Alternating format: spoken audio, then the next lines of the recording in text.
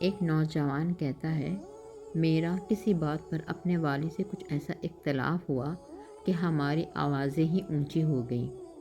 میرے ہاتھ میں کچھ درسی کاغذات تھے جو میں نے غصے میں ان کے سامنے میز پہ پٹکے اور دروازہ دڑم سے بند کرتے ہوئے اپنے کمرے میں آ گیا۔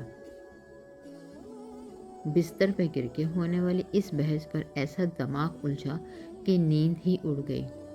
صبح یونیورسٹی گیا تو بھی دماغ کل والے واقعے پہ اٹکا رہا۔ ندامت اور شرمندگی کے مارے دوپہر تک صبر جواب دے گیا۔ میں نے موبائل نکالا اور اپنے ابا جی کو یوں میسج بھیجا، میں نے کہاوت سن رکھی ہے کہ پاؤں کا تلوا پاؤں کے اوپر کے حصے سے زیادہ نرم ہوتا ہے۔ گھر آ رہا ہوں، قدم بوسی کرنے دیجیے گا تاکہ کہاوت کی تصدیق ہو سکے۔ میں جب گھر پہنچا تو ابا جی صحن میں کھڑے میرا ہی انتظار کر رہے تھے۔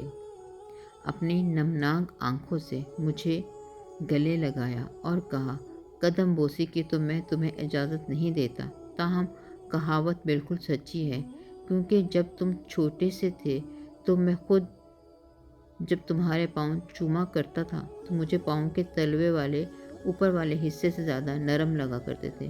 یہ سن کر رونے کی اب میری باری تھی۔ والدین کی قدر کرو اس سے پہلے کہ وقت ہاتھ سے نکل جائے۔